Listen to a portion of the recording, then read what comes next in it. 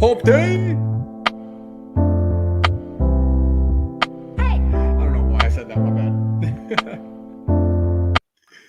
What's going on, everybody?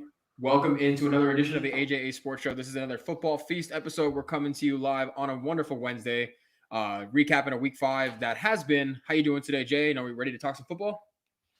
Oh, sorry, buddy. You know it, baby. I mean, it's been a little bit since we've been on here, so super excited to talk football. Obviously, Chiefs are not doing what we want them to do. It's been a bit of a tough week for Chiefs fans, for the Chiefs faithful. On our thumbnail, you'll notice we did have Josh Allen up there as the main man, who we'll be talking about today. At some point, we'll get into all the games and all the picks and everything that we got to. But yeah, the Chiefs did get torched. Shout out to Ace, who's not here today, who's enjoying a well-deserved vacation with his lovely wife, who's here every show, Lord Lizzie. Hope you guys are having an amazing time. Obviously, we wish you guys were here with us too, but we're glad you guys are, getting some well-deserved time off. Love you guys. Hope to see you back in here. And also, before we get into some NFL stuff, we got a couple birthdays to shout out. Happy birthday to Crystal and happy birthday to Ashley. They share the same birthday. Got two family members, so happy birthday. Hope you ladies are having an amazing day today. Yeah, big happy birthdays on the 13th. Interesting. That is a lucky number to most people. So wishing them as much luck as possible that they can have on today's day. Wish we could see you guys today. Hopefully we'll see you guys soon. So we're going to show real quick. We're going to get into some injuries, some couple storylines from this weekend real quick. Jay's going to pull up the NFL standings. Let's take a look at where some teams stand after 5 weeks in from football. We'll go over the AFC first. Bills topping the AFC East. AFC, we'll go over who's leading the divisions real quick, and then if we have anything to say, AFC North, the Ravens sitting at 4-1, AFC South, Tennessee Titans ahead at 3-2, and the Chargers at 4-1 in the AFC West. Don't pay any attention to that team highlighted on the bottom of the screen because that just doesn't matter right now. We don't want to talk about it. Clearly, I definitely want to avoid at all costs talking about that game, but being the tried and true journalists of this profession as we are, we will talk about it and we will be truthful in our but yeah, anything surprising from this current standings right now, Jay? No, just to touch on what you were talking about. Chiefs stink right now, so that's pretty much the assessment there. I thought the Dolphins were going to be a better team just looking at the AFC East. I mean, obviously they lost Tua, but I thought this defense was going to be a lot better than it is. They've allowed 154 points this year. That's quite a bit, a lot more than I would have expected from a Brian Flores-led defense that's got some really good players on that side of the ball. We talked about the defensive end position being a position of weakness for them, the front seven just in general. They're a team that's really secondary reliant. They had tried to attack it a little bit in the draft, but obviously that's hasn't really come to fruition so far. Lamar Jackson looks like the MVP. I mean, good Lord, he was unbelievable the other day. I mean, he's got more yards than 12 NFL teams right now on his own. It's absolutely ridiculous. The Bengals are 3-2. That's fine. They won one game that I thought they weren't going to win. I still am not really sold on them. Good Lord, the AFC South is an absolute dumpster fire. That's probably the worst division in football right now. Although the Colts, for what it's worth with the Colts, I know a lot of people are going to talk about the Colts. They're 1-4 and they're off to a slow start. If you looked at their schedule, this was pretty easy to project. I mean, I still have them winning 10 games, and that was with them starting 1-4 in my prediction. So I'm right on with the Colts. I thought they were going to go 1-4, and I still think they're going to win 10 games here, just because of how brutal that schedule was. And yeah, the Chiefs, we'll talk about them because pretty ad nauseum because that's all we know how to do. The Chargers look like the real deal. I mean, really, if you had to bet right now on who's going to win this division, you'd be hard pressed not to put the Chargers on that list. So those are just my initial thoughts. Raiders, #frauds. I'm good there. #frauds. Yeah, we'll get into the nitty gritty of what's going on with the Raiders outside of the football world a little bit here. Well, technically still inside the football world, but off the field stuff. So taking a look over here at the NFC. Dallas Cowboys leading the NFC least, as our resident ace would call it. The NFC least is, making a comeback. Dallas is projected to be one of the better teams. I know I was pretty high on them coming into this year. NFC North, Packers ahead of that division. No surprises there. NFC South and NFC West. Let's talk NFC. We'll leave the NFC West for a second because that's actually a really good division. And the NFC South, Tampa Bay Bucks ahead in that one. Carolina Panthers, 2 straight losses after winning their first 3. And then, of course, the NFC is the only undefeated team left, the Arizona Cardinals, Rams right behind them. And then 2 pretty solid football teams who have their record isn't as, you probably wouldn't think their record indicates exactly how good they are. but again, in a tough division and in tough spots, not every team can make the playoffs. So NFC is looking, I guess, I don't know if it's looking wide open, but there are definitely some teams that could surprise, and some teams that we're really just not sure what to make of at this point. Specifically, like Carolina, in my opinion, is one team I'm not really sure what to make of. And Chicago with that 3-2 record, I mean, getting that win over the Raiders in Las Vegas, didn't expect that. Especially the Raiders hanging only 9 points on the Chicago Bears defense, which hasn't been great. So not sure how indicative that record really is of what they are as a football team. But what are your early takeaways for this season from the NFC, Jay? Just wanted to pull up this comment from Ryan. Hey guys, rough week for the Chiefs. Thanks for being here, Ryan, by the way. Cards are still undefeated. You're darn right they are, baby. Dude, good teams got to win them ugly, right? I mean, that San Francisco game was not how you would have drawn it up if you were a Cardinals fan. But good Lord, you'll take a division win any day of the week, however you can get it. Obviously, the Chiefs can't do that. I'm just going to keep going back to the Chiefs today, it sounds like, because I'm so ticked. Yeah. The NFC, like you said, there's some teams that are kind of surprising here, and some teams that, we kind of expected. I mean, the Arizona Cardinals were a team that we expected to be good. I wasn't, too sold on the Cardinals. I actually had them finishing last in the division, and not that that's a slight against the Arizona Cardinals. Just good Lord, look at the division. I mean, the Seattle Seahawks are 2-3, but you can make an argument, and I would probably, if I had to pick, say Russell Wilson is the best quarterback in that division. Obviously, that's not playing out this year. Kyler Murray's obviously been the best this year, but coming into the season, I would have personally said Russell Wilson was the best quarterback there. The NFC South, Tampa Bay's the king dogs there. Carolina, again, this is something that you could have predicted coming into the season, starting hot. I don't foresee them continuing, and I'm a big Sam Darnold guy. I've said it a ton on this program, but just not totally sold on them. Kind of an easy schedule in the beginning of the season, so we'll see if they can remain solid. The Green Bay Packers 4-1. I think we all projected that. I know they lost the first game against the Saints and got absolutely mollywopped, but they're going to win a bunch of games. And then when you look at the NFC East, I thought Washington was going to be a team to be contended with. That defense is not good. I don't know what happened. I don't know if it's having Jack Del Rio, shout out our guys over at Establish the Run, Evan Silva. I consume their content like crazy. So Evan Silva is one that touched on it, having that boomer. And he always jokes about Jack Del Rio being a boomer over there who he just likes to play line up and do it football. Like he literally just runs. He just rushes for all the time. Doesn't do anything exotic to try to create pressure, especially, given the talent they have on the front seven. Leaves their secondary out to dry a little bit. Their secondary is the weaker part of their defense, and they just kind of come out, show it and blow it, baby. I mean, they're going to show you what they're doing and come out and do it. And most good teams and quarterbacks are going to take advantage of that. Taylor Heineke has shown some flashes, but do we really know what he is? I mean, really, I don't think he's the long-term answer there.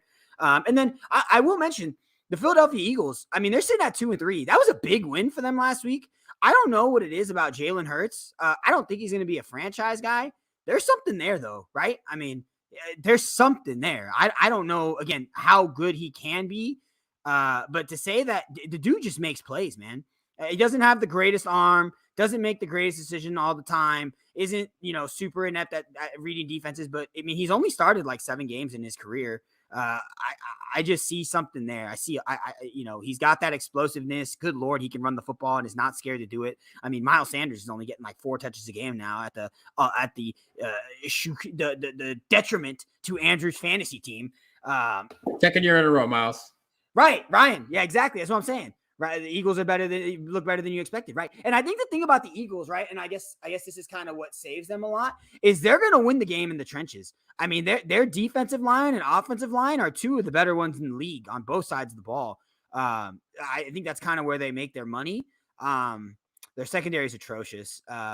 And Devonta Smith, I mean, I know everyone keeps raving about Jamar Chase and how well he's playing. Devonta Smith has had a really good start to the season. I mean, obviously Jamar Chase has 5 touchdowns, so he's not there. But Devonta Smith looks good.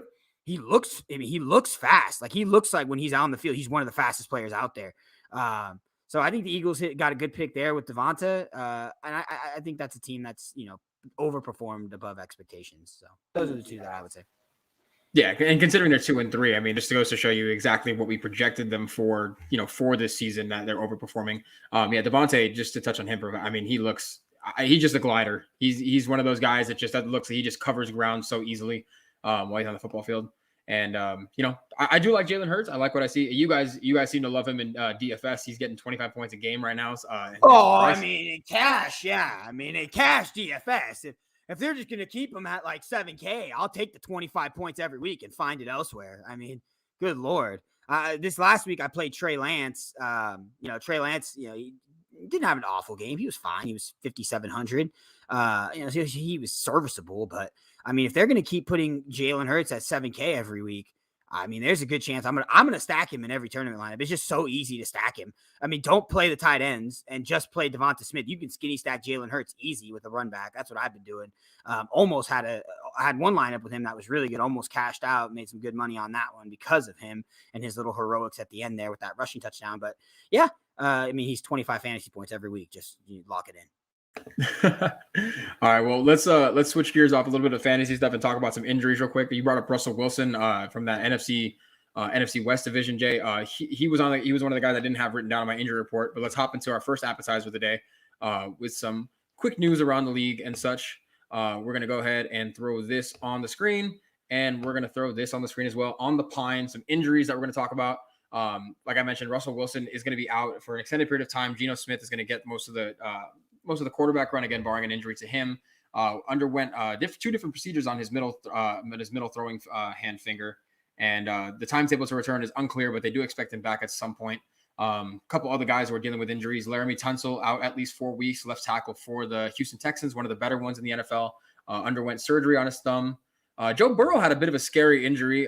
Before I get to Joe Burrow, let's see what Ryan said. He said TB12 is also godly good this year too, but he's up there in price for DFS. He definitely is. He's always going to be hovering around the mid 7K mark, I think, if you ask Jay. But yeah, he's been pretty unbelievable. Funny that he had that game that he had this weekend, his first game in his career of his 22-year NFL career, that he went for 400 yards, 5 touchdowns, and no interceptions. Anything you say about Tom Brady, Jay? I don't know what a goat sound is, but bah or whatever a goat sound is, he's unbelievable. I mean, good Lord. Yeah. I mean, he's ridiculous. I mean, let's just call it what it is. A spade's a spade. Like, good Lord. 5 touchdowns. I mean, what are we doing? Like, I mean, he's 44? Like, come on. What's going on? He's going to throw that many touchdowns this year. He's going to throw like 44 touchdowns this year. It's unbelievable. I stacked him this week I actually didn't stack him. So go figure. You can kind of tell how my fantasy week went there without playing Tom Brady in any tournament lineups. So it didn't go too great. But I mini stacked Godwin a bunch with Gesicki. And Gesicki ended up getting like 9 points, which was fine at his value. But, when you don't play Mike Evans and you play Godwin, you're going to sink your DFS chances when Mike Evans goes for 2 touchdowns. So yeah, Ace is on the boat. Sailing the high seas, baby. Miss you, buddy, but hope you're having an amazing time, man. Enjoy the open waters and enjoy all the festivities that come with it. Sticking with the what's it called? Gonna play. I hope he doesn't play until he's 60, Ryan. I really don't. I've talked to a buddy of mine today, Joseph. I don't know if he's gonna pop in for the chat today, but talking to Joseph today, and he's like, it's gonna be a sad day when Tom Brady retires. I don't know for who. It's gonna be a sad day for a lot of Tom Brady supporters. I mean, I like Tom Brady and I like seeing greatness, but I am sick of him. I'm so sick of Tom Brady. All the years having to deal with him in the AFC, but it's sad seeing a GOAT retire. One of the greats leave the game. It definitely changes it. Sometimes for the better, sometimes for worse. But anyway, getting a little bit back to injuries here. I know this is kind of injuries aren't fun to talk about, but they are what they are. Joe Burrow had that weird injury. I don't think I've ever heard about a throat contusion before, but apparently he's on quote voice rest after suffering that throat contusion. After the game, he continued playing. We all thought he was going to leave the game with possibly a concussion. We were all speculating what it was. He took that weird hit where he kind of went high low. He was transported to a Cincinnati hospital after the Bengals overtime loss versus Packers on Sunday. Let's see. Tom's going to break a thumb or have a shoulder injury and force his retirement at some point. You think so? You think that's how the GOAT goes out? I don't know. You think so? Wait, he's going to what? Ace said Tom's going to break a thumb or have a shoulder injury and force his retirement at some point.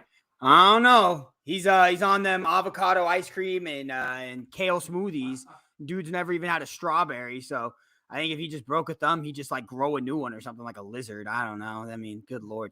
This guy, good God. I mean, he even works like in the offseason on getting hit and like how to roll and stuff to make sure he does. And good Lord, he throws the ball so fast, it doesn't matter. It's down, set, go.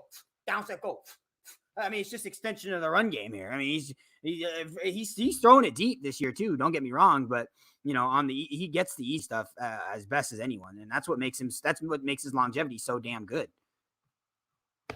Yeah. Okay. We talked enough Tom Brady. We're going to talk about him. I think we're done talking about it for the day because we didn't. Shoulders unbreakable like the pit of an avocado. That's why you eat so many avocados.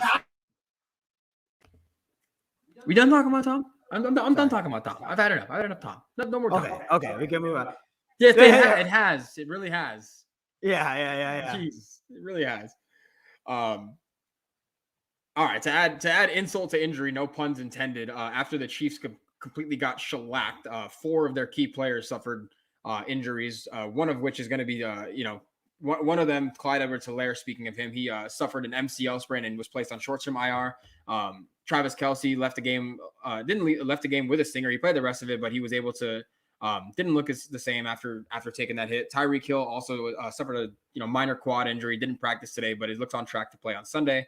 And offensive lineman Joe Thuney apparently broke his hand early in the first quarter. They wrapped the thing up, and he played the rest of the game. These NFL players are just crazy. I don't know how they do this kind of stuff. They breaking stuff and playing right through it. Russell Wilson the other day dislocated his finger, put it back in, then had surgery after. I mean, these guys are all just like freakazoids. Another team who suffered multiple injuries to some star players, Saquon Barkley, sprained his ankle. And if you saw that picture, my Lord, wishing him a speedy recovery. That guy is just dealing with absolute madness the last couple seasons after his breakout rookie year. Daniel Jones suffered a concussion, but apparently he's on track to play this Sunday after going through concussion protocol. And Kenny Golladay left the game Sunday against the Cowboys with an undisclosed knee injury. Him and Barkley are expected to miss some time, but again, Daniel Jones should play. And then just recently out today, Chandler Jones, who's the NFL's sack leader going into Week 6, is not expected to play Sunday after being placed on the COVID-19 list in a tough matchup against the Browns. As Ryan did mention that earlier, saying it was going to be a tough matchup for the Cards.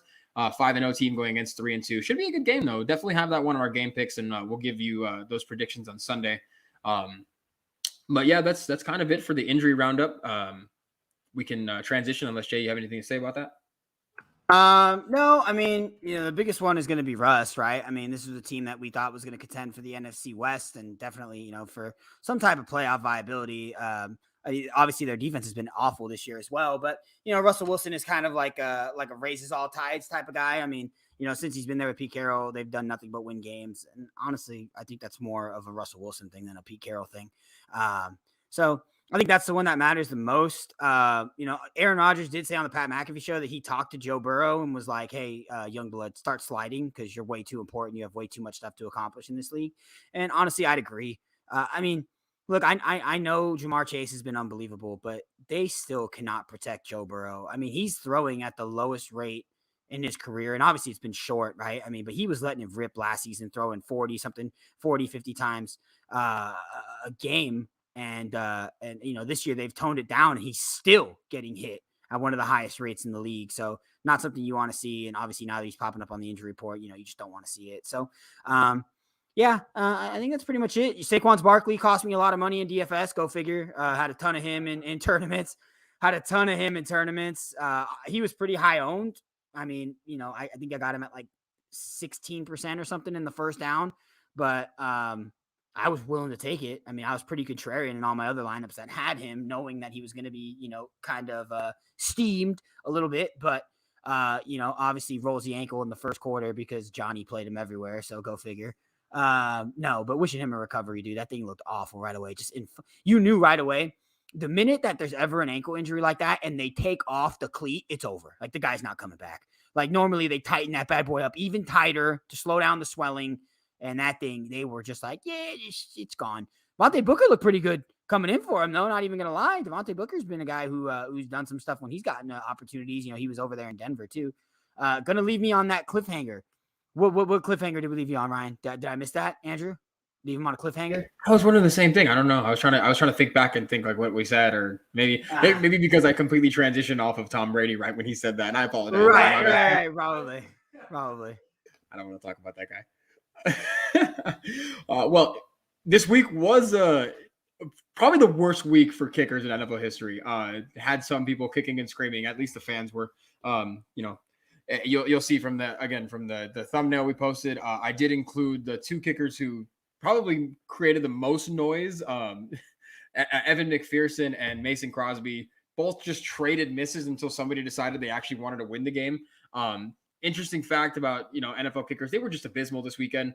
NFL kickers across the league in week 5 missed a total of 25 kicks, 12 field goals, and 13 point afters, which is the most in a week since 1987 combined.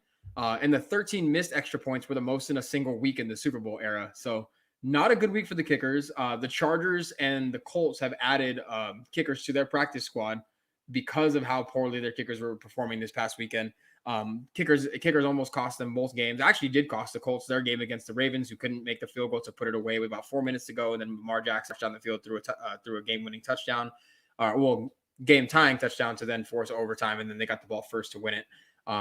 So not a good week for the kickers. Is this a bad look for the kickers? Let's see. Kadarius, Ace said Kadarius Toney injury after he punched a dude. No, he didn't get injured. I remember we talked about. I don't think he got injured. He's just really stupid. He had 10 catches. Yeah, that was just absolutely ridiculous, dude. Yeah, that was absolutely ridiculous, dude. I mean, what are we doing? I mean, he had a phenomenal game too. He looks really explosive. I mean, good Lord. And I know he got he got inflated opportunities, obviously, with them missing Golladay and Shepard, but Shepard's been injured every year the last 3 years. So to see Toney getting in there and getting some usage, good Lord. I mean, we talked about this before the beginning of the season, but they have so many weapons over there with the Giants. We couldn't have tried to get some offensive line help. I mean, their offensive line it's borderline pathetic. It really is. And I mean, they got everything. They have 5 receivers that are legit. You start all 5 on any team. I know. Hey, we did get that one. McPherson was absolutely atrocious, dude. They were trading though, man. They were trading just atrocities. Good Lord. And I mean, the other thing is too, you have Aaron Rodgers and Mason Crosby kicked the ball 7 times. We didn't want to go for it on any of those 4th downs and just say, I mean, there was swirling winds that day. The announcers were talking about it throughout the whole game, how it was tough for kickers. And they were just yeah, we're just going to keep lining them up. We're just going to keep lining them up and make one of these. And I mean, sure as shit, they did eventually, but I think it's expensive losing for the Bengals. Oh man, not a good week for the kickers. Ace was the only one who picked the Bengals to win that game, and Packers were able to pull it out. In a game that nobody wanted to win that dang thing. So anyway, moving on to another topic, a topic that really nobody really wants to talk about, and wish it actually wasn't at the forefront. Going on with Jon Gruden here, he is out as head coach of the Las Vegas Raiders, 4 years into a 10-year contract. The parting ways, the firing, the removal, whatever you want to consider it. We don't really know all the details just yet. Sometimes it's just kind of, you don't really know exactly what happens and how it goes down, but he is out as the head coach after email surfaced detailing conversations that were racially motivated, homophobic, and in some ways described as misogynistic, including emails directed specifically towards NFLPA Representative DeMaurice Smith and Roger Goodell, who's the NFL commissioner. They were leaked due to the NFL's ongoing investigation into the workplace conditions of the Washington football team. Recently, Bruce Allen was removed as owner of this Washington football team, and now they're looking into some of the workplace scandals that were going on. Mike Mayock, who is the GM right now, will retain his role and will be the head of decision-making. Newly appointed interim head coach Rich Bisaccia, the special teams coordinator, will retain his coordinating duties while also being the interim head coach for the time being until they decide who will lead this team. And then owner Mark Davis broke his silence today after not saying anything since Sunday. He had little to offer in terms of what's going on with Gruden, which leads us to believe that maybe there's some other stuff going on, or he's waiting for more details to emerge. However, poor in nature they might be, but he said, I have no comment. Ask the NFL. They have all the answers. So not necessarily a great look for Jon Gruden here. He was also removed from the Ring of Honor after being Johnny B. Gone. I mean, it's funny, but it's not funny. It kind of sucks that this kind of stuff's still happening. He was removed from the Buccaneers Ring of Honor, after he led them to a Super Bowl win over his Raiders team that he was currently no longer coaching, actually. What's funny to me is this. I was reading this article. They made this abundantly clear, the Raiders. Mike Mayock is going to take over head of decision making. Apparently, Jon Gruden was the head of decision making with the Las Vegas Raiders. Apparently, the split was 51-49. That was the split that Jon Gruden had in terms of influence. So now the terms of influence have shifted back to 51% Mike Mayock, 49% Rich Bisaccia, if that matters to anybody. But Jay, do you have anything you want to touch on about this investigation or what's going on with the situation? Well, we kind of touched on John Gruden already. I think he's kind of pathetic. I mean, what a bum, huh? I mean, just be honest, dude. What are you doing? Hey, I mean, come on, bro. And the Raiders made such a big ordeal about Carl Nassib, and as they should have. Him coming out and doing what he did took a lot of bravery, and then just to be absolutely undermined by the guy who's the head of your franchise, the absolute imagery. When anyone thinks of the Oakland Raiders, the first thing everyone thinks of, and I make fun of them for this all the time, is Chucky. Oh, we got John Gruden. I mean, you might as well have made his face the damn logo with how much they were plastering this dude all over everything. And now what? Huh? I mean, good Lord. And the thing is, and it's been talked about, but this was all because they're investigating the Washington football team. Who knows who else is going to get hit with the shrapnel from this bomb that's going off over there with all these emails? There's 650,000 emails, what they're saying they're going through right now. I mean, and Washington has already been faced with a few different types of lawsuits from cheerleaders, that were going out and saying they were sexually assaulted and all this stuff. It's a pathetic situation. It really is.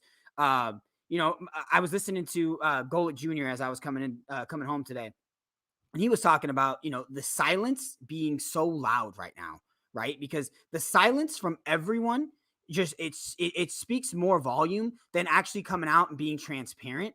And I understand it's going to take time to work through this and, to figure out exactly who's involved and to what extent and, the atrocities that have happened so far. But the fact that the NFL has not really said anything is very off-putting. And when you don't say anything, it leads to people to make assumptions, right? And to think things that whether or not they're true or not, you're not saying anything. So how would they know? It's just a really bad situation to be put into. Yeah, I mean, I feel very sorry for anyone who had to go through that, for anyone who was affected by it or, felt any type of way based on what he said. Because obviously everything he said is not condoned on this show. We're very strongly against any of that garbage. Any of that nonsense does not get smudged around here. So, I mean, it is what it is. I wish that both the NFL and the Raiders would have come out with more of a strong stance. I mean, good Lord, Tampa Bay, he hasn't coached there in over a decade. They yanked him out of the Ring of Honor already. Like, that's the kind of stuff I'm talking about. Let's see some of that. I mean, but, this is going to run its course, and hopefully they get what's coming to them is what I'll say. Yeah, it really stinks that we don't, if people are more upset about the reaction than the actual, than the action, like the reaction of these stories coming out than the actual action performed or what the person did. People get more upset about the publicity and the poor publicity it causes for people. But again, like you mentioned, just to reiterate, we don't condone any of the stuff that he said. I'm happy to see him. Well, I hope more people are pissed off about what was actually said and not, I get what you're saying because some people are upset about the reaction and how it's been handled. But if you remotely have an issue with that and are not 100 times more pissed off about what was actually said and who was actually affected, then I can't help you. Like, I really can't. I mean, I like Mina Kimes. Mina Kimes was someone who talked about it. I mean, go find her work. She's unbelievable. Obviously, everyone knows who she is. But, like, come on, dude.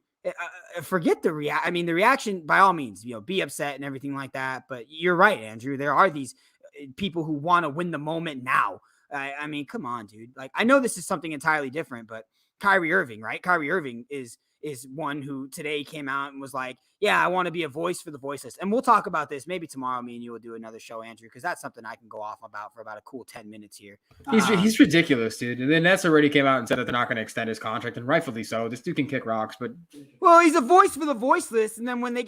give me 2 minutes here. Voice for the voiceless, and when he gets asked on media day about it, it's my privacy. It's my privacy. You got to pick one. Are you a voice for people and and you're going to bring their concerns and raise because there are people who actually have concerns about the vaccine and are not 100% sold on it. I mean, I ain't one of them and, I definitely not. But, to those people that are, now it's been quite a while that you've been able to do your research now, but you want to be you come out today, you say you're a voice for the voiceless and then gave no voice to any of it. You were asked about it, have been asked about it. It's my privacy. It's my privacy. That's not being a voice for the voiceless, dude. Now you're trying to backpedal and come up with an excuse, which is pathetic. Anyway, we're good. We're not a political show. We can get off of these topics. Let's get back to talking football. I like talking football. It's pathetic. I agree with you there. I'd much rather talk football. But I think we've, said definitely enough, and just glad that he was removed from his position. In terms of Kyrie, last thing I'll say is that even James Harden was asked if he's spoken to him, and James Harden, I don't, just judging by how he reacted to it, he said, I haven't spoken to him, and that's it. Moving on, we'll go to our main course here, which is actually going to be the review of our game picks, the moment that everyone's been waiting for. So let's go ahead and throw this on the screen, throw this on the screen as well. These are our prediction records entering Thursday Night Football, Week 6 tomorrow. Ace over here at 16-14, myself at 19-11. Jay made up some ground over at 18-12, going into tomorrow's game. All hail Andrew! Good job, Big A. For now, I'm going to be kicking myself because I just realized that I didn't put in our graphic for our game picks for tomorrow for this program. We'll just make them and put them on screen. Well, it's the Bucks playing the Eagles. I think we all know where we're going to lean towards that one. Hopefully, it's just a good game. I mean, that's all we ever hope for these Thursday night matches. They're not the team we're supporting. Yeah, 100%. I mean, that Seattle and Los Angeles game from last week was supposed to be, it was a high tier. It was a touted matchup. Obviously Russell Wilson got hurt. Even Matthew. Both. That's kind of funny. We talked about it the other day, but both of the quarterbacks, dealing with some hand stuff on that game. No, hey, watch hand stuff. Be careful. You dirty mouth, you dirty mind people out there. He's so dumb. Oh well, there was a ton of good games in week five. Specifically, this is the game we were talking about where Ace did pick the Bengals, and hey, I feel for you, Ace, for getting kind of hosed out of this one. I mean, Evan McPherson. We both won and lost that game about 5 times. I mean, there was at least 4 or 5 times where I was like, "Oh, the Bengals got this. It's over." Then I was like, "Oh, Green Bay's gonna win." Oh, Bengals, 100%. I mean, they probably both had their win probability somewhere in like the 98th percentile at least twice, both of these teams. And both just absolutely. Again, the kicking was such a problem all week. I mean, all weekend. Good Lord, everywhere, all around the NFL. Yeah. There had to be a winner. And I mean, I don't like seeing ties. I don't think anybody in the NFL likes seeing ties on the record books, but there had to be a winner. Just so happened to be the Packers, and Mason Crosby becomes the hero. I mean, even poor Evan McPherson too. One of his field goals, the field goal that he thought he made, hit the flag that was on the goalpost, like on the side of the goalpost, and he's sitting there celebrating, and he missed it. And I'm like, when's he gonna? Who's gonna tell him? Anybody gonna let this guy know he gotta miss this thing? Does anyone have the heart? It looked like his holder was finally like, "Hey, bro, it didn't go in. Sorry, it didn't go in though." My biggest takeaway from this game, Devontae Adams is #amazing. He's just unreal. He had over 140 receiving yards in the first half. But that's enough of this game. We've kicked them in the butt enough for these kickers, no pun intended. But let's move on to the next one. Browns and Chargers, which probably was the game of the season, game of the weekend, whatever you want to call it. Turned into a track meet. Oh my God. This was a game that had a high projected total and certainly finished that way. I mentioned to you, Jay, that Austin Eckler in particular, I mean, obviously Justin Herbert was the standout, the Browns running game, and Kevin Stefanski and what he's able to dish out on a week-to-week basis in terms of his play calling and scheme. Both of those deserve all the praise in the world, but Austin Eckler has finally, in my opinion, turning into that back that for the last 2 seasons, once I forgot who was there before. I believe it was Ryan Matthews, and then now it was just the Austin Eckler show. Melvin Gordon. Gordon. Yep. Yeah, Melvin Gordon. He left to Denver, and now Austin Eckler was actually like getting all the work and the workload and making the most of it because he looks absolutely unbelievable. He's people call him pound for pound the strongest player in the NFL. For his have you seen some of his workouts? Have you seen this dude with no shirt? I mean, good Lord, he's built like a freaking Titan brick house is what he's built like. He's unbelievable, dude. Yeah, he's an absolute machine. Talk about physiques real quick, okay? Let me get to you, okay? Aaron Donald, Myles Garrett, Austin Eckler, maybe DK Metcalf. Put DK Metcalf up there. Those are probably the 4 dudes where, I mean, good Lordy Habeezus, bro. They're just some otherworld Hercules-looking mofos, bro. Yeah, the Browns definitely had every opportunity to win this game. They had a 15-point lead at one point. The play that everyone's going to talk about, real quick, let's say what's up to Amanda. My bad. Me and you are both trying to pull it up, Jay. You're killing me, Smalls. Oh, we keep doing it. What's up, Amanda? We both tried pulling up the comment at the same time. My bad. Amanda be grinding streaming, bro. Anyone who's looking for something to watch, man, check out Amanda and her streams. That stuff's hilarious. Caught a few clips on Instagram yesterday. Mad funny. Yeah, definitely worth a watch. I'm always tuning in. I honestly, Amanda, I don't even know what game you're playing, but I like one of the videos you were like, one of the videos you were blindfolded. Oh, you're playing this game blindfolded? Like what? That's a great idea. Yeah. I was like, wait a minute. I wonder if I could play like Madden blindfolded, or if you could play like FIFA blindfolded. Oh, I mean, yeah, I'll play FIFA. I should stream some FIFA. I mean, it's more fun to probably stream it than to just kick the daylights out of you guys when I get the chance to play. So, yeah, anytime, Amanda. Thank you for being here. You kidding me? You're one of the OGs, baby.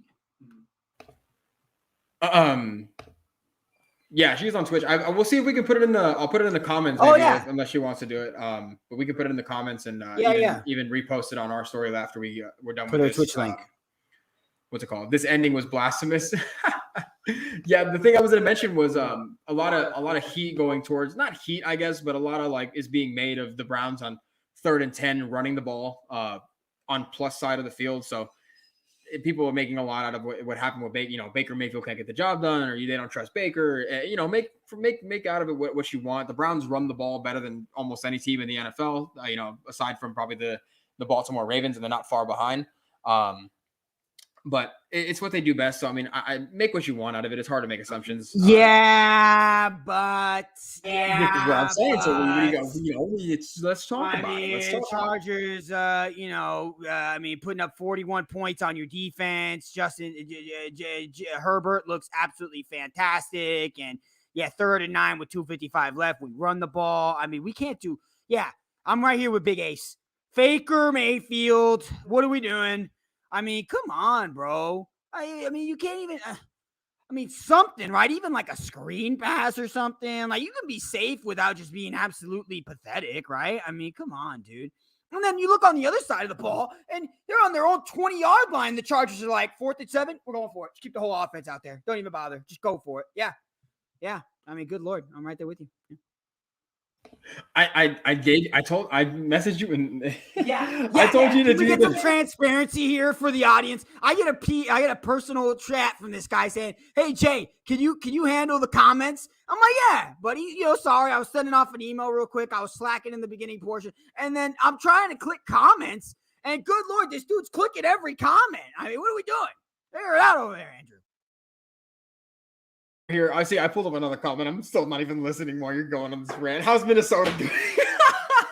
Minnesota's doing well. If you ask Kirk Cousins, he likes it quite a bit when it takes a game-winning field goal from who did they play this past weekend? Minnesota, Detroit. Yeah, they played Detroit. Did we pick that game? Are we going to talk about that game at all? Okay, so just real quick, since it's up. It's an absolute catastrophe here, guys. We've been off for a week. You know what I'm saying? Rough go. An absolute catastrophe. Dan Campbell's crying at the end of the game. You should be crying at your defense, allowing 30 yards to dusty Adam Thielen there with 25 seconds left and allowing them to get a field goal off. Minnesota in their kicking game, they were kind of due, right? I mean, good Lord, their kicking's been awful for about a decade now. So, they were due for some positive regression there, but no one wanted to win that game. That was a game I had a lot of exposure to. I think I'm done betting Minnesota. It should give me number grief 2 weeks in a row. I mean, good Lord.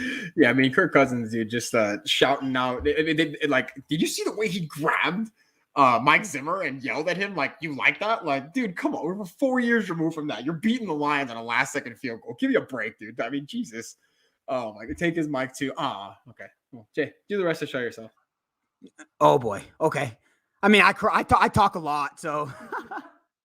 We're all over that. It sounds like a battle cry. Yeah, instead of skull, Ryan, they're gonna change the whole Vikings thing to "you like that." That's exact. I mean, he wasn't even saying. Wasn't that when he was with Washington when he did the "you like that"? Wasn't he in Washington? Yeah, in Minnesota, he just brought it over to Minnesota. I guess that's just gonna be whatever. Yeah. Good for him. Whatever. Yeah. All right. But Well, anyway. This one ended up being kind of a crapshoot, right? Hold on, let's bring up an ace. I'll get back with the comments. Minnesota over Green Bay. Asa's going to be right someday. Maybe next year, buddy. We'll see. Listen, I said it. I said at the beginning of the season. I said at the beginning of the season that Dak's going to win comeback player of the year. I said it. I said it. And they're going to go 13-4, and I got laughed at. 13-4. I called it. Tim the Tap Man, if you're on, you're listening. I called it. I said you didn't get laughed at by me, dude. I got him winning. I got him winning 12 games. Don't you know what I'm saying? That's true. Yeah. I mean, come on. I think most people could imagine. I mean, I think people always try to temper their hype for the Dallas Cowboys because they're the Dallas Cowboys, and everyone always projects them to win double-digit games, and they win 8 games every year. So yeah. Thank you, Asa. You see, now he's kind of starting to back up. I've got the last 3 comments. We're feeling good. We're getting in a groove over here. We're getting in a groove. Okay. Anyway, what thoughts on this game, right, Andrew? I mean, I'll talk after you do, but yeah, no, I love what I'm seeing from Zeke. Even with the Tony Pollard workload, Zeke is still just absolutely feasting. I'm gonna hop off my Tony Pollard slander because honestly, he's being very effective for them. He's averaging, a really high yards per carry average. Zeke is getting about 15 to 20 touches a game, and he's still getting work in the pass game, thankfully. They do have an easy schedule, and due in part because of how they performed in years past, and specifically last year. They didn't play too well, considering Dak's injury 5 games in. But Dak's just been really good at he's been one of the more efficient quarterbacks in the NFL to start the season. The Giants, I mean, I'm surprised they even put up 20 points considering the injuries to Saquon Barkley, Kenny Golladay, and Daniel Jones. Speedy recovery to all of them. Again, we mentioned Saquon Barkley's injury was pretty horrendous. If you saw the way his ankle looked after not even after the game, like during the game, they showed a clip of it. But no, Cowboys look like they're rolling. I will say one thing: Trevon Diggs has been pretty unbelievable in the turnover margin. I did see something today. I did a little bit of fact finding. He's on pace to actually allow the most yards in NFL history by a cornerback in a single season. Granted, there is an extra game here, but he is averaging a ton of yards. And Kadarius Toney did give him the business a couple times. The 6 picks in 5 games still not something to ignore. That is pretty unbelievable. I don't know if he can keep that pace up, but if he can, I mean, he's in the Defensive Player of the Year conversation based on that alone. But yeah, I mean, if he does that, I mean, come on. The turnovers are great, but turnovers, I mean, we've kind of talked about, like, not that they're fluky, but they come and then they don't. Like the Chiefs haven't been able to force a turnover in God knows how long, and we were a team that lived off of turnovers last year defensively. We still didn't have a great defense last year, but turnovers were something that we lived off. Trevon Diggs has been great. Obviously he's been great, but as you kind of mentioned, there's some hidden stuff in there, and there's a reason why he's getting 5 interceptions. Like, not to take anything away from him, but people are still throwing to him. Like, there's a guy in Los Angeles who's unbelievable named Jalen Ramsey, and guess how many interceptions he gets a year? Maybe about 2. And the reason? Because no one throws to him. Because he's Jalen effing Ramsey, okay?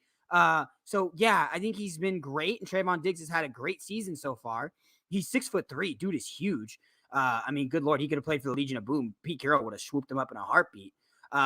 No, Amanda, they do not play. You can't play every team. There's 32 teams in the NFL, so you couldn't play everyone. How it works is every year you play the teams in your division twice. So the Cowboys, for example, will play the Giants. They'll play the Washington football team, and they'll play the Philadelphia Eagles twice every year. Then you get a division on the other conference.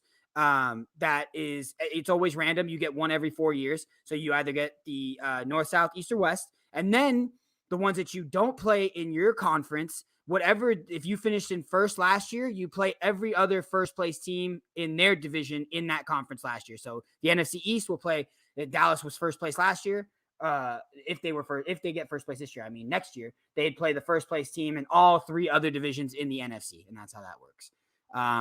Trevon Diggs overrated? Not overrated, Ace. I don't think you think he's overrated either. Kind of a little hyperbole, but I think he's just, he's had some good spurts of interceptions here. They come and they go, to be honest. I mean, it's not something that you've seen it. It's very hard to consistently get. He's got 5 of them. Like, come on, there's no shot. No shot.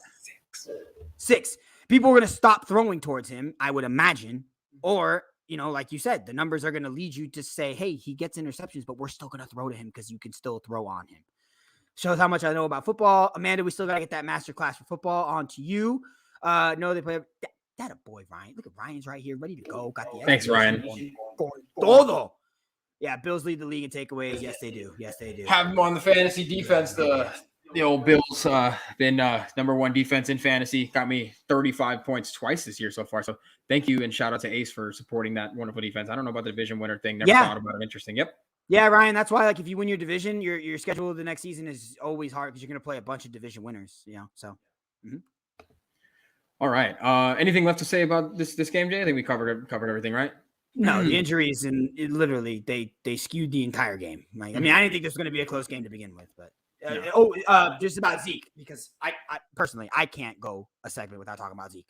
I mean, I think he's the best. I mean, he's probably the best running back in the league in terms of everything, right? In terms of route running ability, just normal running ability, in between the tackles, outside of the tackles, vision. Obviously, he's not the fastest. He doesn't break his most tackles. But and let's also not forget, because for some reason people seem to forget that running backs do this, pass blocking. Good Lord, he is the best pass blocking running back in the NFL, and it is not even close. I mean, this dude is freaking tastic at pass blocking, which is a super underrated thing. Something that I talked about when he was coming out of Ohio State. This dude is a legit 3-down running back, doesn't ever have to come off the field. Literally, doesn't ever have to come off the field. You play every snap the entire game with Ezekiel Elliott.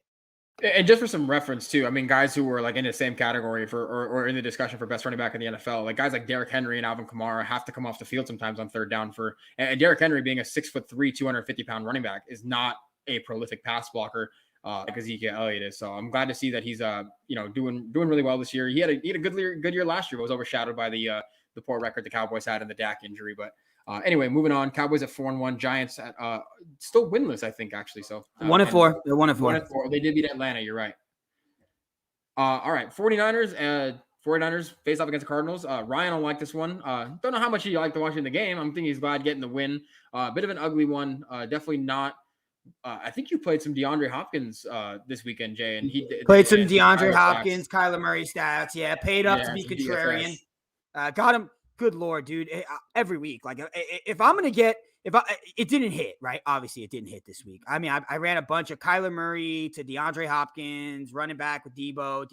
I literally had every freaking thing you could possibly think of. Kyler to DeAndre with Ayuk, and Kyler with no DeAndre, but with Kirk and more run it back with Debo, and just none of them hit. This game just wasn't a game that really went off.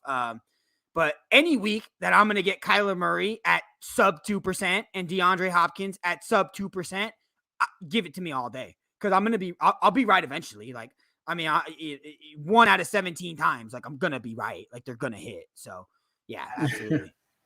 Rooting for you, buddy. And I know they will one day. You put in the work. Quadruple go. Yeah, couple of tough breaks for you here, Ace. A lot of close games. Especially I know you're pretty salty probably about the Bengals one specifically, but 49ers first I think it was his first official start for Trey Lance against the Cardinals. Only put up 10 points, but not, it's a tough matchup, divisional game against a 4-0 team who's shown that they've been really good this year with a good pass rush. We mentioned earlier in the show that Chandler Jones is going to be out this upcoming weekend against the Cleveland Browns team, who's very good. Got the W, not the game I wanted to see, though. Better show up against that running game for Baker Mayfield, though. I mean, again, we talk just like I said, the defense has been much improved from last year. It'll be a tall order going against that duo battle of Kareem Hunt and Nick Chubb. But this was a game that didn't get a lot of attention. Especially we watch a lot of Red Zone and watch a lot of see that's where we get we're able to watch most of the games, and we flip back and forth, but it's hard to watch all at once. But didn't get a lot of run here because obviously not a very high scoring affair, but. I think Andrew, and if Pops was in here, he'd agree. I am a channel flipper, dude. Like if one plays over, I'm already on to whatever the next game is. I'm trying to get as much in as I possibly can. Red zone is great, but literally it'll show you the entire possession in the red zone, and that's fine and everything. But I need to be able to. I mean, I even in the mornings, right? Because we got that smart TV or whatever. I set the cable box channels ready to go. So that way, when red zone's lagging a little bit, go to the cable box, flip it back and forth. I'm all over it, dude. I'm like I'm ready to go. But dude, the Cardinals look legit this year. Like this is the type of game like last year they don't win. I mean, the defense looks solid. Trey Lance showed why he's a rookie and why Jimmy Garoppolo should be the starter. I know everyone is so gung-ho to start getting these young guys out there for good reason in some sports. Like I don't understand why Justin Fields wasn't out there earlier. I mean, obviously I wouldn't have played in week 1 against the Rams, but besides that, game plan around these guys and these rookies. I mean, especially guys like Justin Fields. Justin Fields played 3 years at Ohio State. Justin Fields has played in huge football games. It made it to the college football playoffs 2 years in a row. Trey Lance, on the other hand, had 1 full season, and we have a lot of question marks. The talent is there, no doubt about it. You see the arm, you see the running ability, you see the size. It's there. But you saw why he's also behind Jimmy Garoppolo and why Jimmy Garoppolo is such a valuable asset and why, as I will repeatedly say on this show, because the stat is so unbelievable, people want to talk about how great Kyle Shanahan. He has a 28% winning percentage with any quarterback not named Jimmy Garoppolo. He has a 75% winning percentage when he is starting Jimmy Garoppolo. So if I'm the San Francisco 49ers, go figure, I'm going to probably want to start Jimmy Garoppolo, okay? But dude, the Cardinals are legit. Maybe Ryan, you can kind of touch on this a little bit more, because it is driving me crazy for DFS purposes. Why the hell do we continue to run out Dusty AJ Green and not Rondale Moore? Did you see that catch on the sideline? I know you did, Ryan. This dude has juice. This dude is a good route runner. I mean, he makes plays with the ball in his hands. I mean, I like Rondale Moore. And it scares the dickens out of me every week playing him in DFS because he only sees like 35 to 40% of the snaps.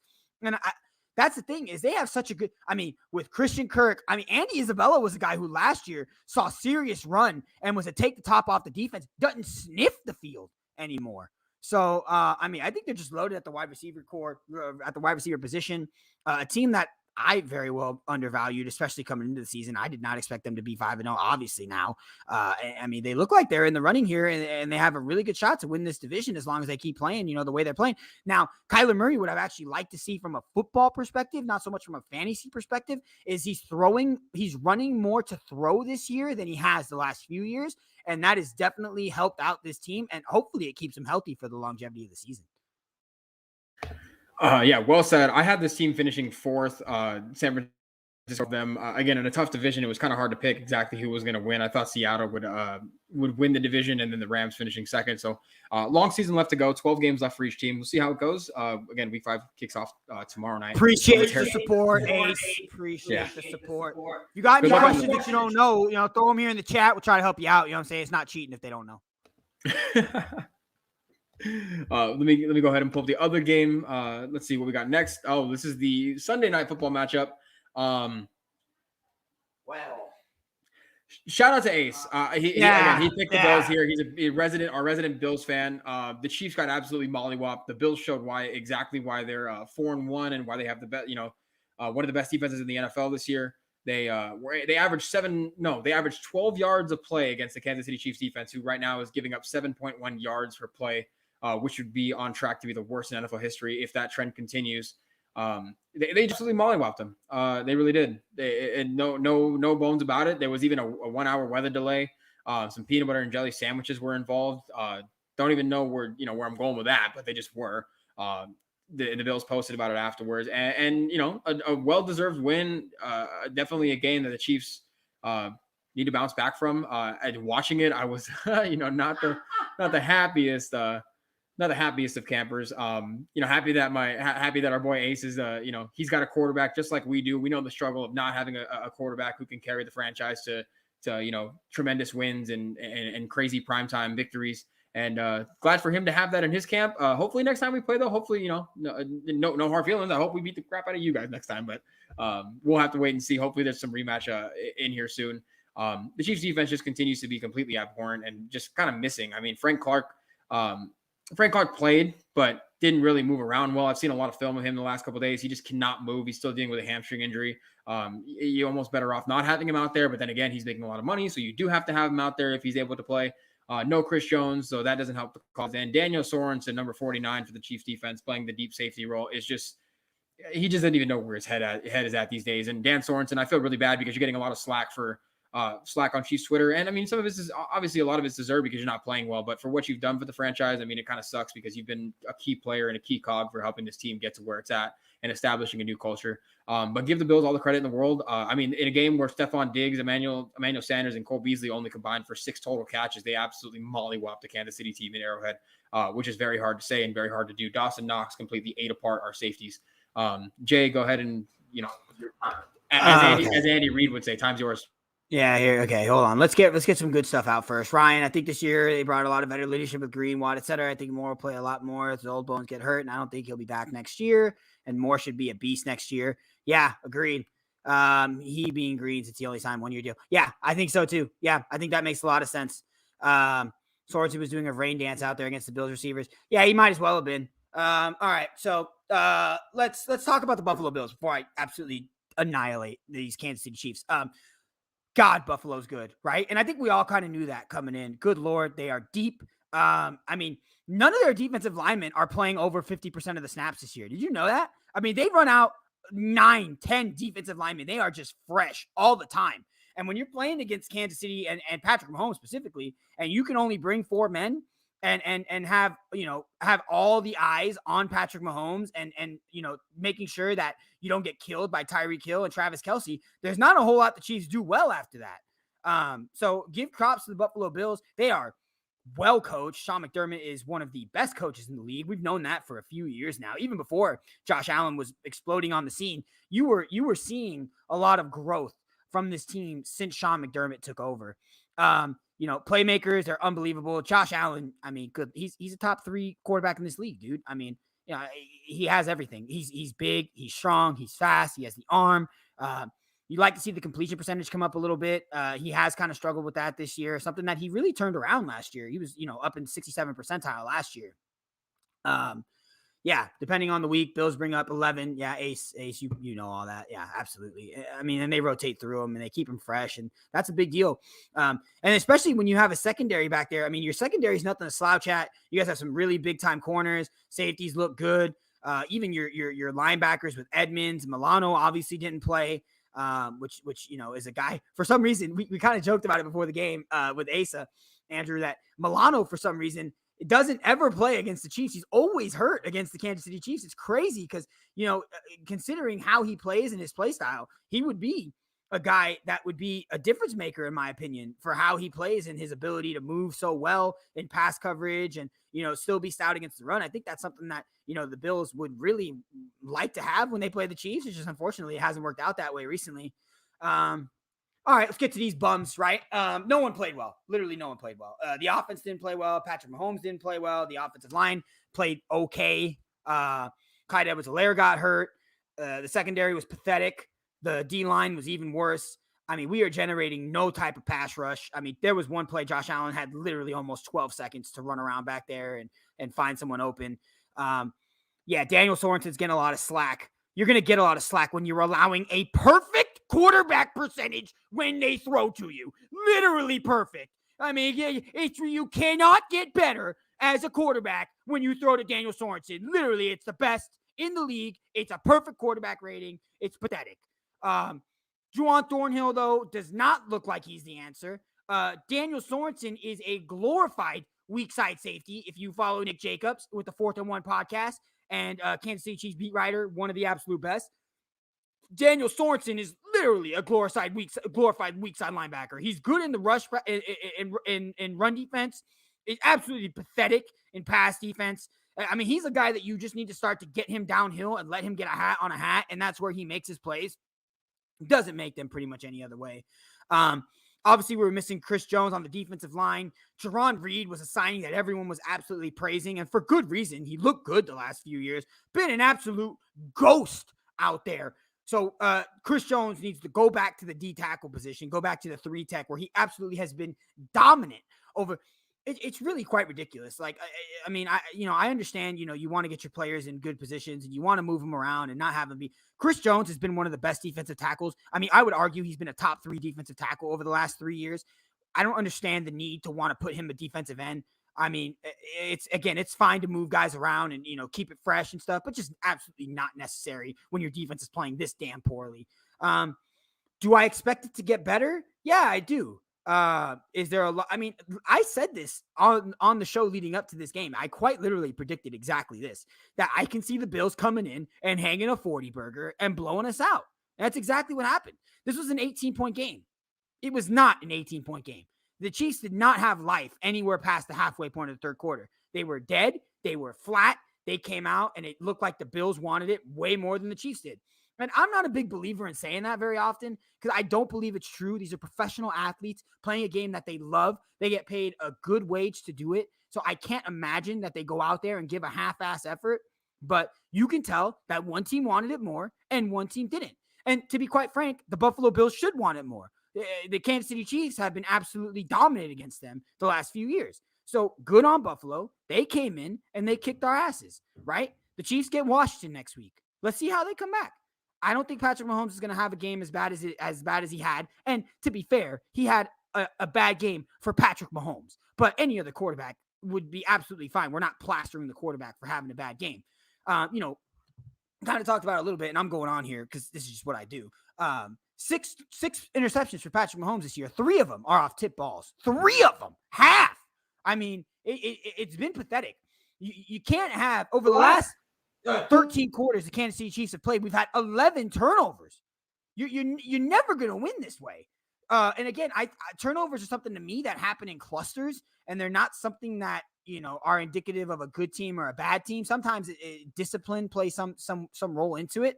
But I mean, look at some of these turnovers, and not that they're fluky, but they're kind of fluky. So do I anticipate the Chiefs having one of the worst turnover differentials at the end of the year? No, I don't. Is that because I think the defense is going to all of a sudden start creating a bunch of them? No, I don't.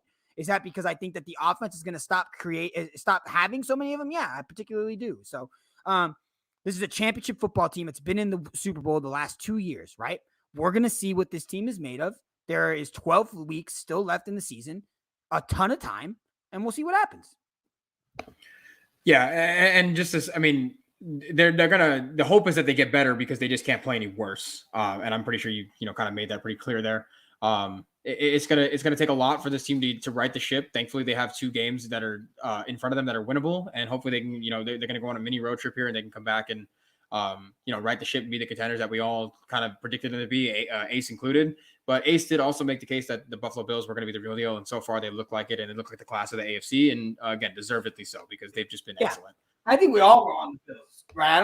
All of us had the Bills winning somewhere between 13 and 14 games. We all knew the Bills were going to be fantastic. I think I had them at 14-3, if I'm not mistaken. I just don't. Again, I don't think very many people expected the Kansas City Chiefs to be sitting at under 500 right now. So, I mean, again, I'm going to keep going on, but 5 games. I mean, these are not that the schedule's been hard for Kansas City. I mean, again, when you're making the Super Bowl all the time, you're gonna have a hard schedule.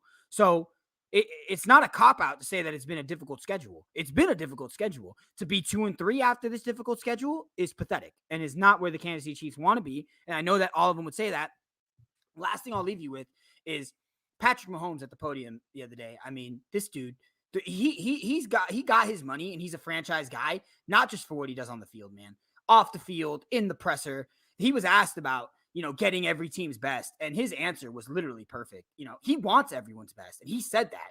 I want the best because come playoff time, come Super Bowl time, we're going to get everyone's best. It's the NFL, dude. You're getting everyone's best every week. And to get everyone's best and even a little chip on their shoulder, like we saw the Buffalo Bills have this week, we're not going to be naive and say that they didn't have a chip on their shoulder and really want this game. They did, right?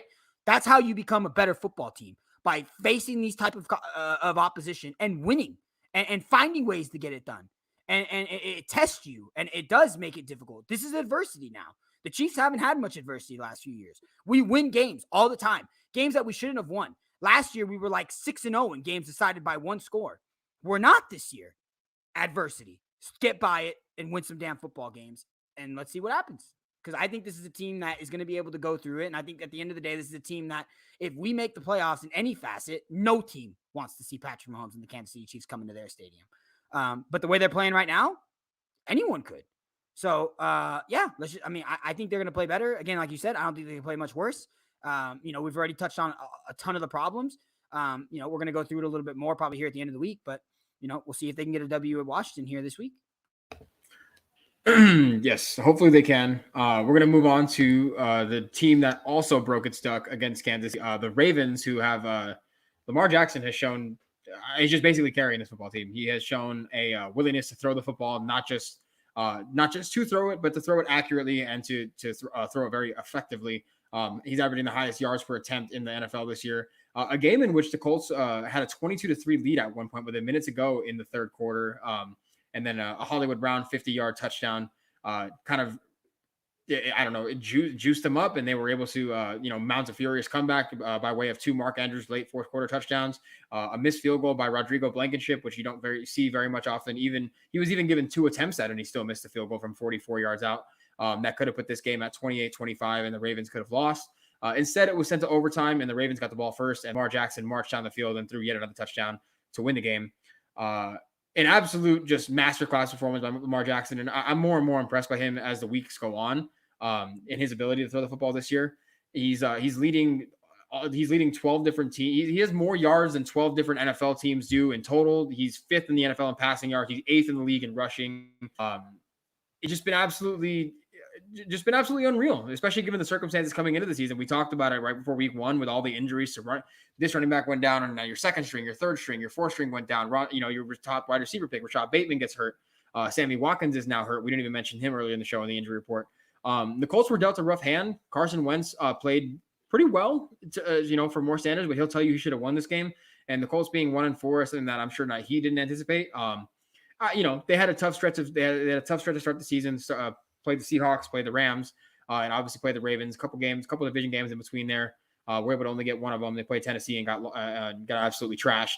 But a game that they wish they could have had in this one, especially. Once they got the ball in overtime, though, you could see on their faces that the Colts weren't going to stop the Ravens. This was in the midst of a Dodger game, so we didn't watch it all, but we did watch as much as we could. But again, I mean, what is Lamar showing this year that we didn't already know, or is he showing more that we kind of know, Jay? Yeah, it's gonna be kind of hit or miss, but he's showing that he can pass the ball a lot better. The Colts are a team that play a ton of zone, and he absolutely ate them alive on Monday night. Even the touchdown pass to Hollywood Brown was literally just a zone beater. He literally ran a little hook route, sat right behind Darius Leonard, faked like he was going right to make a hole in the zone, and then came back left. And Lamar Jackson threw an absolutely perfect pass, anticipated it perfectly, and he was wide open. That's stuff that you weren't seeing from Lamar Jackson, just out point blank. You weren't. I mean, and he's still rushing at a ridiculously high rate, which is part of his game that you're never going to want to take away. So I think the Baltimore Ravens, obviously they're going to go as far as Lamar Jackson takes them at this point. I don't think the defense is as good as it was last year. I don't think the running game is as good as it was last year, but I think Lamar Jackson is so much better than last year that, I mean, it's not to say he was bad last year. He was great. He was unbelievable, which is only going to show how much better he looks this year. So yeah, we're seeing a completely different Lamar Jackson in terms of the passing, right? I mean, just more anticipatory, more smart decisions from him, and understanding that, those holes are going to be open for him, because he runs so dynamically, and you have to account for him at all times with a spy, or, it's hard to play man coverage against Lamar Jackson because then you're trusting your secondary to turn their backs and for your defensive line to make sure he's contained. So when teams run zone, if Lamar Jackson can pick them apart the way he picked apart the Colts, I mean, the sky's the limit for what this guy's going to be able to do. And we've already seen, he's pretty unbelievable with an MVP already. So yeah, I think Lamar's right now he's the MVP candidate again. It'd be hard pressed to find someone else at this point. I mean, maybe 5-0 Kyler Murray is someone that, I'd put up there, but I don't think Lamar's had a game not as bad as Kyler Murray had last week because he didn't have a bad game, but he's been unbelievable every other week. And obviously Lamar has continued to do that as well. So yeah, the MVP race seems pretty wide open right now. I mean, you get to Justin Herbert, Brady, and Allen even in there, and Kyler Murray, like you mentioned. But yeah, the Ravens are definitely surprising a lot of people. Surprising for the standards that we thought they were going to go. That we thought they were going to be putting up this year, considering all the hurdles they had to jump coming into this year. Let's go over real quick. Let's go over our survivor picks. We're going a little over our initial time here, but that's okay. We love talking football. But survivor picks from week 5. Jay and I mentioned this. We both lost, and I think this was a reason. I think it's a big reason we lost because we picked teams that we already picked before, and we shouldn't have. And Jay already lost with. I didn't lose with the Panthers, but Jay lost in week 4, picking the Titans, and back-to-back weeks picked the Titans again, and he lost again. So nice little double tombstone for you there. I got my tombstone, no less. Two survivor losses. Ace came in with the. Looked like they were going to lose it there. Looked like the Patriots were going to lose it. Mounted a comeback against the Houston Texans. Down 2 touchdowns at halftime. We're able to rally back. Didn't watch a lot of that game again. Kind of a bit of a slow. It was kind of a field goal fest in that one. Kaimi Fairbairn. I don't know. Kaimi Fairbairn. I don't know how he has a job anymore. I think he has the most missed field goals and extra point attempts in the NFL over the last 5 seasons. But still kicking around over with the Houston Texans. Hopefully we'll get right in week 6 here. Wait a minute. Am I missing something? You put me as dead. The Titans won. Did they? Yeah, they beat the Jags. Oh, they beat the Jags. I did. Yeah. I did put you at dead. Well, whatever. That's okay. That's okay. No, I put you as dead because you Is can't it my pick 'em. default? Is it my default? Because you can't pick them. Yeah, you can't pick them. Oh, okay. That's why I put you as dead. You got me all confused here. That's why. Okay. My bad. My bad. And then real quick, I'm gonna toss this off the screen real quick. We didn't. I totally fudged up and didn't put our our Thursday night football graphic in here. But real quick, it's gonna be the Bucks taking on the Eagles. Thursday night matchup. I'm going Bucks. Ace texted us that he's going Bucks as well. This is actually our dessert portion, so let me go ahead and throw our lovely dessert background on here of our sweet finish in our football feast. Jay, where are you going in this game? Yeah, 7-point favorites. The Bucks are where I'm going. I think the line is actually interesting. I wouldn't mind betting the 7. You know, if you're a better, I mean, 7 points is a lot of points to give up to an Eagles team at home. I not that they're particularly good, but I think 7 points is enough of a spread. That I think there's enough you can bite off of that, dude. I mean, you know, it's more than a field goal, less than a touchdown. I'm all for it. I think that's a good little bet. All right, and with that, we're gonna conclude here, guys. Real quick, just shout out to everybody who was here today. Amanda, Ryan, Ace, thank you so much for joining in. Anybody else who was watching at home and wasn't able to comment.